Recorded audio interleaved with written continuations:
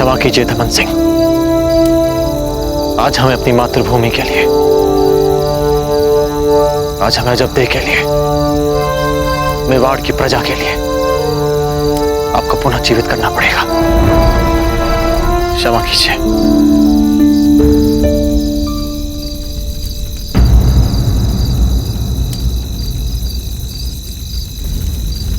सुनिए, आप कृपया यहाँ कुछ देर और खेलिए, क्योंकि यहाँ कुछ ही पलों में एक व्यक्ति आएंगे अपने साथी के संग। देखने में वो एक राजा की तरह होंगे। उनसे कहिएगा कि कुंवर प्रताप सिंह बिठोलिया गांव गए हैं धमन सिंह को लेने के लिए।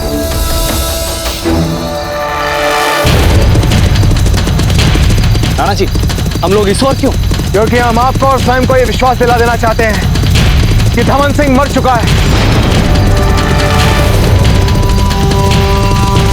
रुकिए रावत जी, पत्ता ने धमन सिंह के अंत्येष्टि स्थल का जो विवरण हमें बताया था उसी स्थान से मिलता है। आइए रावत जी।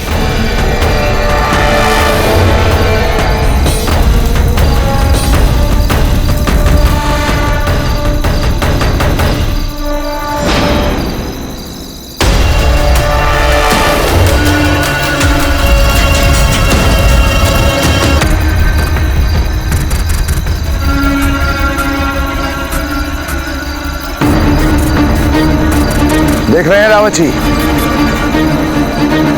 भस्म अब तक यहां पर है। वो कुंवर प्रताप आए थे अभी यहाँ। कुंवर प्रताप आए थे? अब कहाँ है वो? बिठूलिया गांव धमन सिंह को लेने गए हैं। धमन सिंह?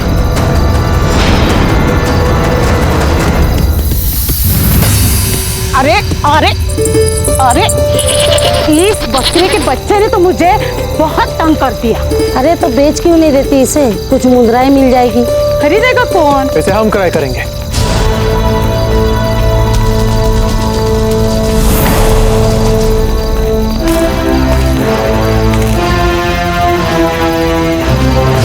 जैसे आप बकरी में पूरे रेवड़ो खरीद सकते हैं। इतनी छोटी बकरी के लिए इतना सारा धन? सोने की मुहर?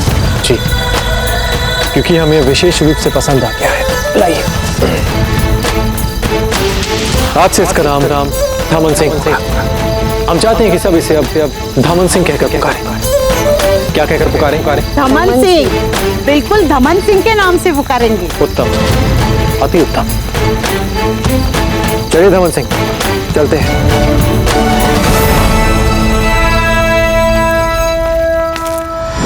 रानी मां, कहीं धमन सिंह सच में तो जीवित नहीं है?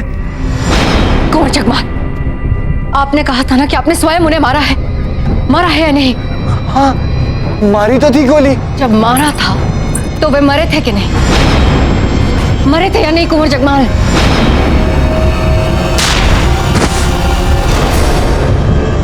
हाँ, मरा तो था और हमने स्वयं अपनी आंखों से देखा था उसे। परंतु दादा भाई कभी झूठ नहीं बोलते। ये बात तो पूरा मेवाड़ जानता है ना। और बात ये है कि दादा भाई गए हैं धमन सिंह से मिलने, तार कोठरी के सारे बंधन तोड़ के। सब ठीक हो जाएगा। ये रात ढलते ही कल सुबह कुंवर प्रताप को फांसी अवश्य चढ़ेगी। सौभाग्यवती, हर आती जाती श्वास में हमने बस एक ही प्रार्थना की कि कुंवर प्रताप सफल रहे स्वयं को निर्दोष सिद्ध करने के लिए। हम यह बात मान ही नहीं सकते सौभाग्यवती कि कल का सूरज इतना निर्दयी होगा कि उगने से पहले ही मेवाड़ से अपना भविष्य छीन ले, हमसे हमारे प्राण छीन ले। नहीं हो सकता ऐसा, नहीं हो सकता। अरे सुनिए, आप लोगों में से धमन सिंह को कोई जानता है?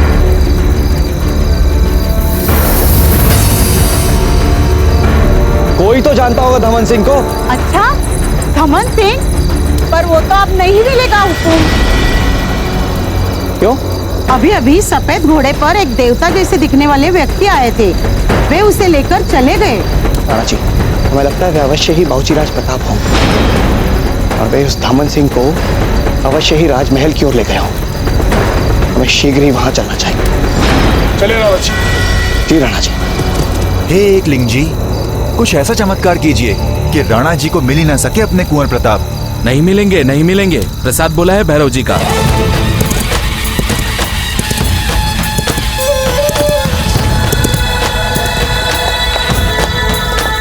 हम काल कोठरी में वापस जाने के लिए तैयार हैं।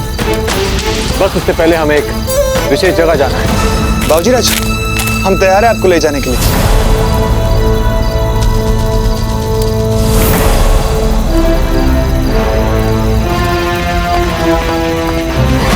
ये कहाँ गए थे बाबूजी राज? अरे वो तो कोई बात नहीं, पर वापस क्यों आए ये?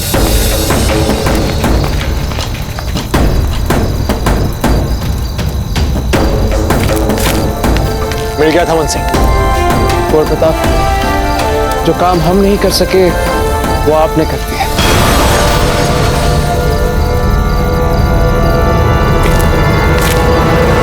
दादा भाई यहाँ पर, यानी सच में धमन सिंह जिंदा है। हे भगवान, रानी माँ। कैसे जीवित हो सकते हैं धमन सिंह जी?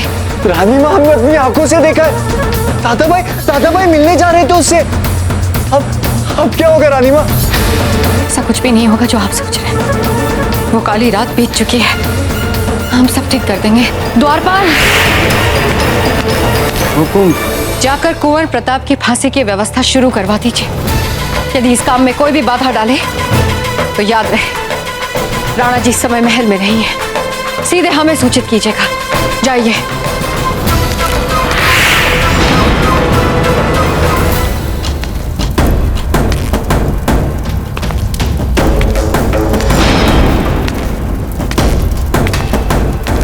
लीजिए,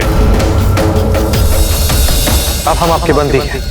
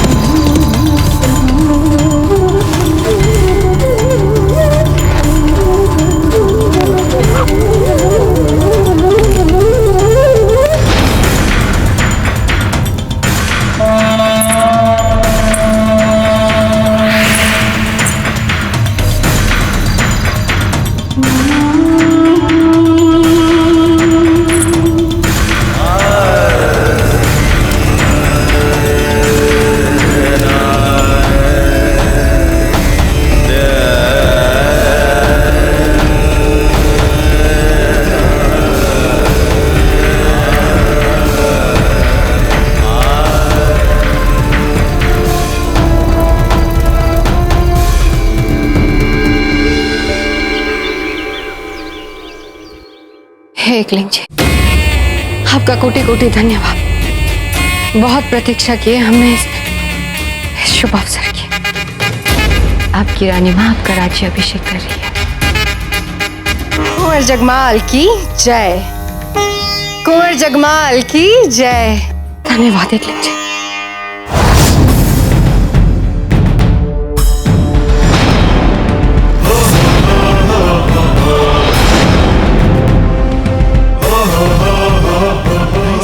एक नाज़्म का वादा है, वो सुना लूं तो चलूं, वो सुना लूं तो चलूं।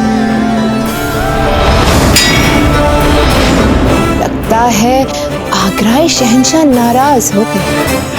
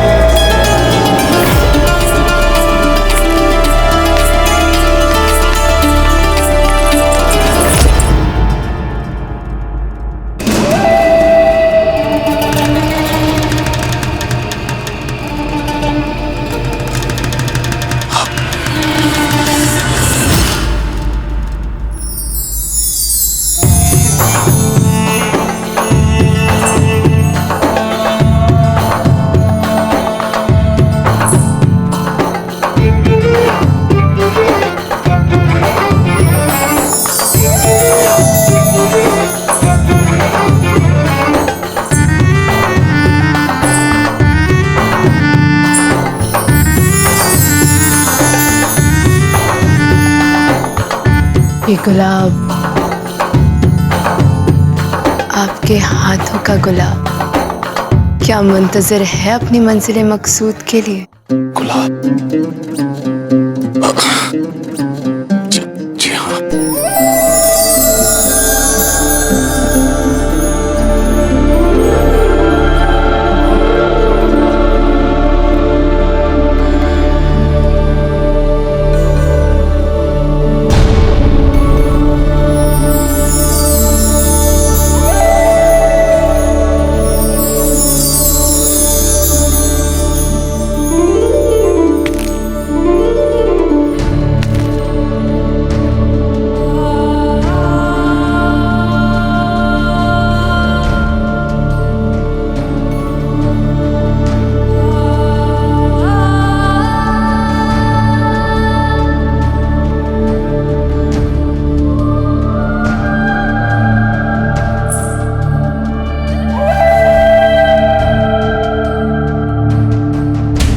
आपने एक गुलाब को उसकी मंजिल दे ही दी।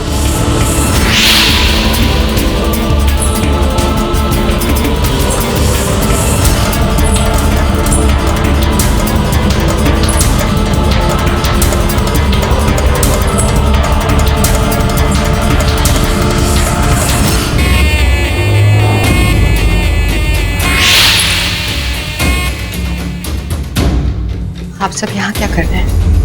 राणा जी तो नहीं है महल में, तो फिर आपके सिवा हम और कहाँ जाते?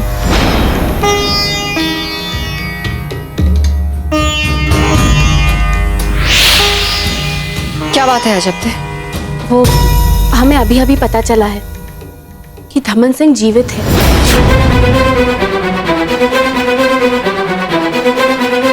कुंवर प्रताप उन्हें यहाँ पर ले आए हैं। अब रानी माँ, राणा जी की अनुपस्थिति में निर्णय लेने का अधिकार तो आप ही के पास है ना।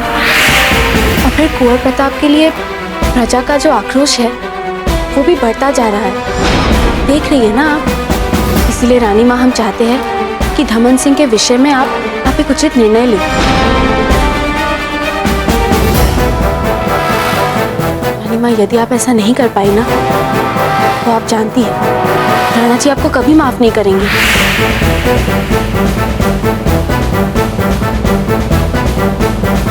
तो क्या चाहती है अजब? क्या करें हम? वो जो गवाह है ना, राणा जी के सामने गवाही देने से पहले कुंवर प्रताप को जो दंड दिया गया है उसे आप स्थगित करने का आदेश दें।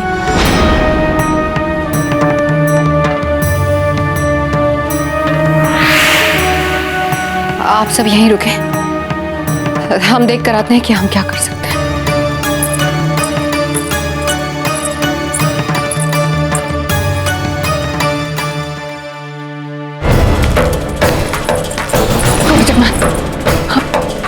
आपने जो कहा था वो बात सच है।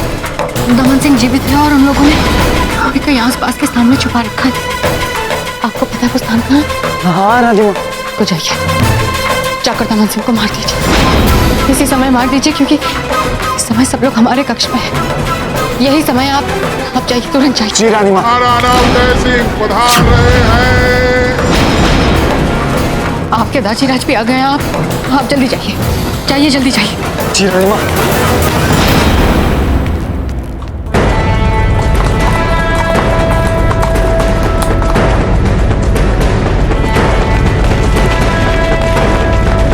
कुंवर प्रताप लौटा है? जी हुकुम।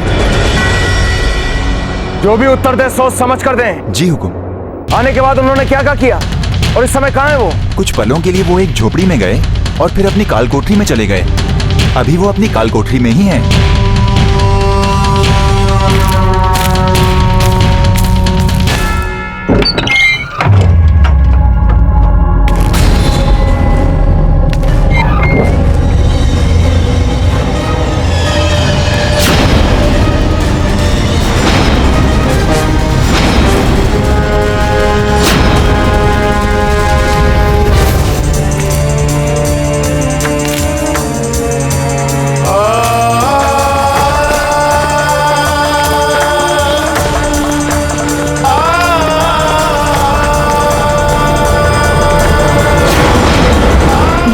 आपकी ये योजना सफल हो जाए कुंवर प्रताप।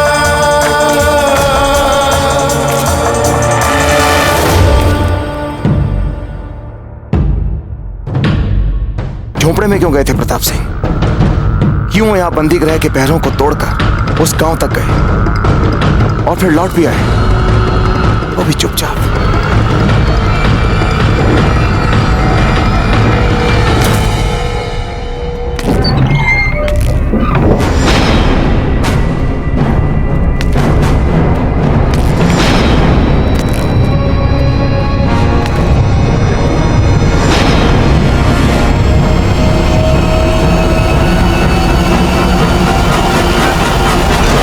दमन सिंह के बच्चे जब तक जीवित थे तब तो कोई काम आए नहीं ना आप हमारे, पर अब ढंग से मर भी नहीं रहे हैं आप।